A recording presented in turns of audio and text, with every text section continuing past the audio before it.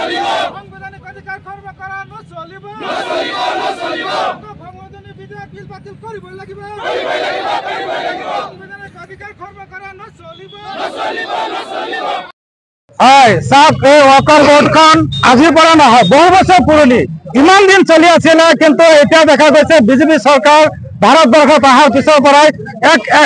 একনায়কত্ববাদী মুছলমানসকলৰ যিবিলাক সুবিধা আছিলে সেই সুবিধাবিলাক বাতিল কৰা আৰম্ভ কৰিছে বিজেপিৰ এটা শ্লোগান আছে सबका साथ सबका विकास सबका विश्वास কিন্তু আমি দেখা পাই আছো এটা মুছলমানসকলৰ সৰ্বনাশ কৰি আছে তাৰমানে যিখিনি মুছলমানসকলৰ অধিকাৰ আছিল এই অধিকাৰসমূহ গোটেইখিনি নাইকিয়া কৰি আছে আজি অকাপ সম্পত্তিবিলাক মুছলমানৰ কাৰণে দিয়া হৈছিল মুছলমান লোকসকলে ইয়াত সম্পত্তিবিলাক দান কৰিছিল কিন্তু আজি কি কৰিছে এইবিলাক নাইকিয়া কৰি দিছে তাৰমানে মছজিদ মাদ্ৰাসাসমূহ ভাঙাৰ কাৰণে ভাঙিলেতো উচ্চতম ন্যায়ালয়ত যায়গৈ যে অকাপ সম্পত্তি আছে বা ডকুমেণ্টছ আছে কিন্তু এইবিলাক যাতে যাব নোৱাৰে তাৰ কাৰণে এই অকাপ সম্পত্তিবিলাকো তেখেতসকলৰ হাতলৈ লৈ যোৱাৰ এটা প্ৰয়াস কৰিছে গতিকে আমি কৈছো যি বিধেয়ক লোকসভাত পাছ কৰিছে আপোনালোকে আৰু আগুৱাই যাব নালাগে যদি যায় তেতিয়াহ'লে কিন্তু ভাৰতৰ মুছলমানেৰে বহি নাথাকে ভাৰতৰ মুছলমান ইয়াত আপোনালোকৰ ইয়াত কাৰোবাৰ হেৰিত থকা নাই ভাৰত স্বাধীন যেতিয়া কৰিছিলে তেতিয়া মুছলমানৰ কিন্তু অৱদান আছে গতিকে আপোনালোকে যি ভাবিছে সেয়া এতিয়াও জনাই লওক আপোনালোকে আঁতৰি আহক তাৰ পৰা যি পৰিকল্পনা কৰিছে অন্যথাই কিন্তু গণতান্ত্ৰিক পদ্ধতিত ভয়াৱহ আন্দোলন গঢ়ি তোলা হ'ব হয় যদি ইতিমধ্যে লোকসভাত যেহেতু মেজৰিটি তেওঁলোকে দেখুৱাইছে ৰাজ্যসভাত যাব তাৰপিছত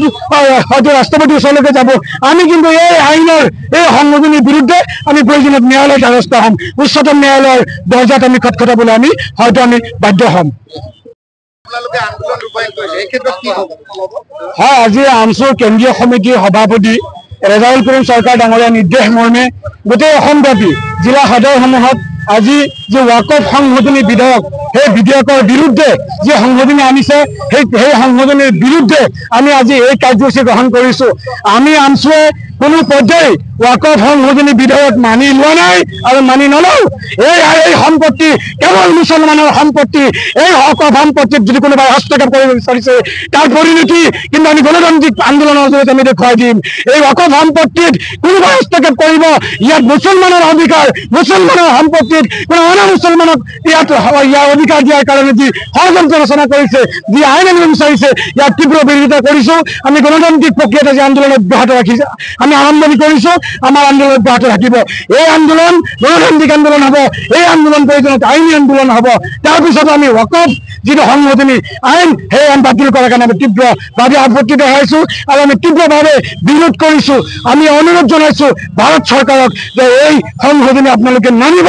এই আইন এই সংশোধনী মুছলমানৰ ভাৰতীয় মুছলমানৰ বিৰুদ্ধে ভাৰতীয় মুছলমানৰ সম্পত্তি হস্তগত কৰাৰ কাৰণে আপোনালোকে ষড়যন্ত্ৰ ৰচনা কৰিছে গতিকে তাৰ আমি তীব্ৰ প্ৰতিবাদ জনাইছো আৰু প্ৰতিবাদ কল্পে আজি আমি আৰম্ভণি আমি এই ওয়াকফ সংশোধনী আইনৰ বিৰুদ্ধে আমি আজি এই সংশোধনী যে প্ৰতিলিপি আছে সেই প্ৰতিলিপি দাহ কাৰ্যসূচীৰ জৰিয়তে আমি আৰম্ভণি কৰিছো